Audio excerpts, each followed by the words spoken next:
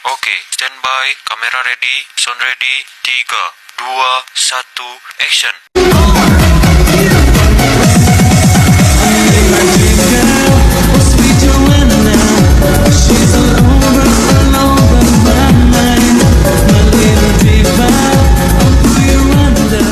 Lingkungan kepemimpinan pemerintah. Kepemimpinan pemerintah berkaitan dengan bagaimana seharusnya kekuasaan dikelola, bagaimana kendala pemimpin dalam melayani masyarakat demi tegaknya keadilan, memberdayakan masyarakat agar kemandirian terus menguat dalam mengejar kemajuan bersama, serta membangun untuk meningkatkan kesejahteraan masyarakat dari waktu ke waktu. Menurut Sadu Wisistiono 2009, dalam konteks organisasi pemerintah dikenal dua jenis pemimpin, kepemimpinan organisasi atau kepemimpinan sosial. Adapun sejumlah bidang usaha yang dihadapi oleh pemimpin formal atau pemimpin pemerintah. 1. Perubahan dalam pengetahuan, informasi, dan teknik. 2. Perubahan dalam skopi kepemimpinan. 3. Perubahan dalam lingkungan. 4. Perubahan dalam isu-isu dan problem yang dihadapi oleh pemimpin. 5. Perubahan dalam tingkat perubahan. Karakteristik pemimpin pemerintah. Martucci 2008 menyebutkan beberapa ciri penting kepemimpinan dalam sektor publik atau kepemerintahan yang meliputi 1.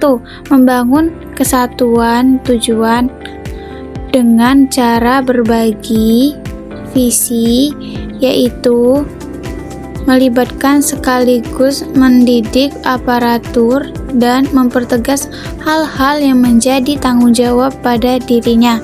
2. Melakukan klarifikasi arahan berupa langkah-langkah strategi yang diturunkan dari visi dan pola-pola aksi yang teratur. 3. Bergeser dari pendekatan transaksi menjadi informasi. 4. Membangun pusat peningkatan kemampuan di mana aparat pada dasarnya bekerja berdasarkan jenjang karir. Birokrasi pemerintah.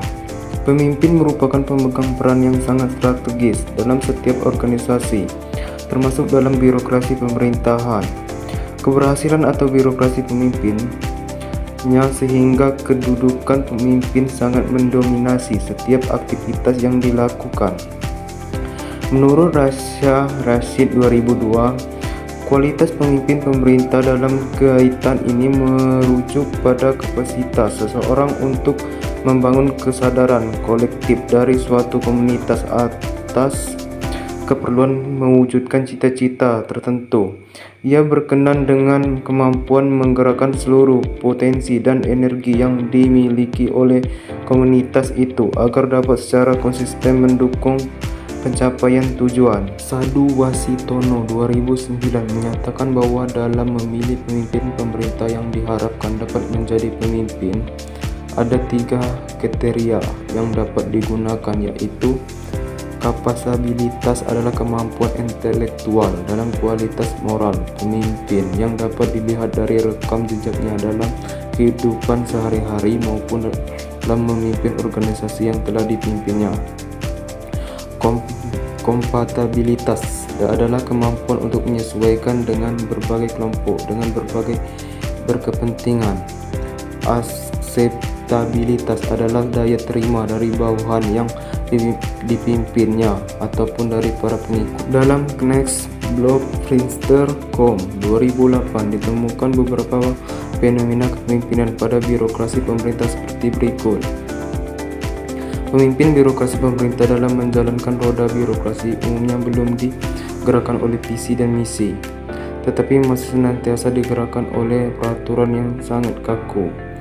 Pemimpin birokrasi pemerintah senantiasa mengandalkan kewenangan formal yang dimilikinya. Rendahnya kompetensi birokrasi pemerintah.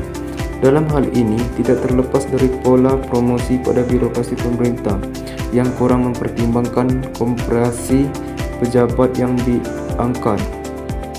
Rendahnya kemampuan manajerial dalam mengelola sumber daya organisasi yang dipimpinnya.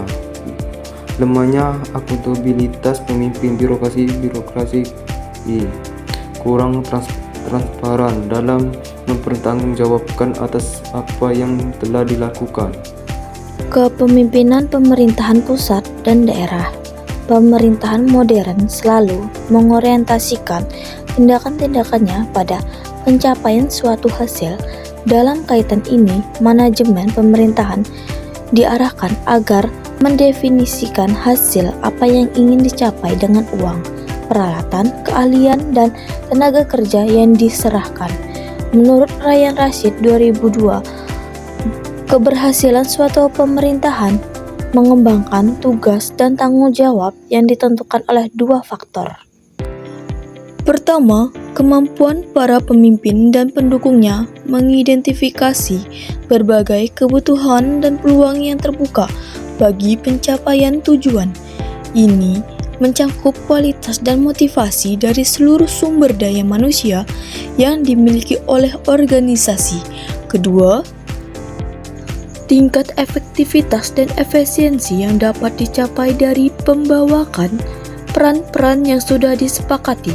Ini berkenan dengan cara pengorganisasian kebijakan-kebijakan yang dilaksanakan dan jaringan sistem yang terbangun.